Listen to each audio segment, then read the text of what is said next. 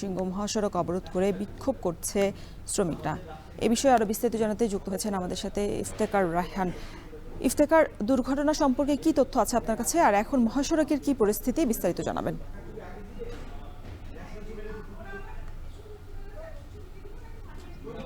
রোশন, সকালবেলায় কিন্তু এই দুর্ঘটনাটি ঘটে, অর্থাৎ এই যে গাজীপুরের বাঘের বাজার এলাকার যে গোল্ডেন রিপিট যে পোশাক কারখানাটি রয়েছে, এই পোশাক কারখানার একজন শ্রমিক তিনি গতকালকে তিনি অফিস থেকে তার শিশু সন্তান অসুস্থ, যে কারণে তিনি ছুটি চান। কিন্তু অফিস থেকে তাকে ছুটি দেওয়া হয়নি এমনটি অভিযোগ করা হয়েছে, যে কারণে তিনি ছুটি না নিয়ে তিনি কারখানা থেকে বের হয়ে যান। এবং যখন বের হয়ে গিয়েছিলেন তখন তার যে প্রবেশপত্রটি অর্থাৎ আইডি কার্ডটি সেটি কিন্তু কারখানার ভিতরে রেখে দেওয়া হয়। যে কারণে সকালবেলা যখন তিনি আবার কারখানায় যখন কাজ যোগ দিতে আসেন, তখন তাকে আইডি কার্ড ছাড়া তাকে কারখানায় প্রবেশ করতে দেওয়া হয়নি।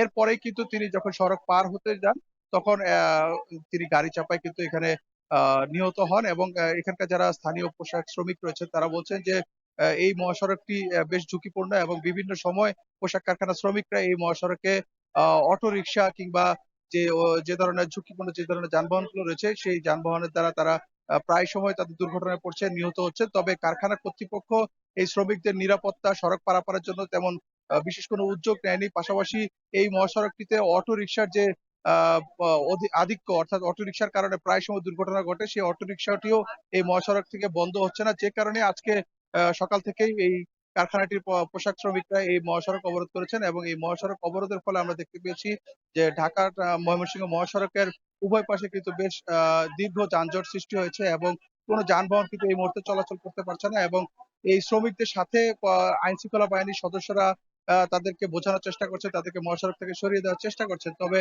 শ্রমিকদের যে দাবি সেটি হচ্ছে কারখানার মালিক এই জায়গাটিতে এসে শ্রমিকদেরকে এই নিহতের যে নিহত যে শ্রমিক তার ক্ষতিপূরণের ব্যবস্থা করবেন। পাশাপাশি এই শ্রমিকদের যে নিরাপত্তার জন্য, শ্রমিকদের নিরাপত্তার স্বার্থে এইখানে রাস্তা পারাপারের জন্য প্রয়োজনীয় ব্যবস্থা নেবেন, এই ধরনের তারা দাবি করছেন। এবং যে অটো রিকশাটির চাপায় এই দুর্ঘটনাটি ঘটেছে সেই অটো রিকশা চালককে তাদের গ্রেপ্তার করা দাবি জানাচ্ছেন। তো সবকিছু মিলিয়ে বলা যায় যে এই সকাল থেকে ঢাকা ময়মনসিংহ মহাসড়ক অবরোধ করে রাখার ফলে কিন্তু এই ঢাকা ময়মনসিংহ মহাসড়কে বেশ দুর্ভোগ রয়েছে। কোনো ধরনের যানবাহন কিন্তু চলাচল করতে পারছে না। এখন পর্যন্ত শ্রমিকরা সড়কের মাঝখানে গাছের গুঁড়ি ফেলে কিংবা যানবাহনগুলো রেখে দিয়ে তারা এই অবরোধ সৃষ্টি করেছেন। তো এই ছিল আমার কাছে গাজীপুরের বাঘের বাজার থেকে সবশেষ তথ্য। রোশন। গাজীপুরের সড়ক দুর্ঘটনায় পোশাক শ্রমিক নিহতের সবশেষ খবর জানাতে আমাদের সাথে যুক্ত ছিলেন ইফতেখার রায়হান।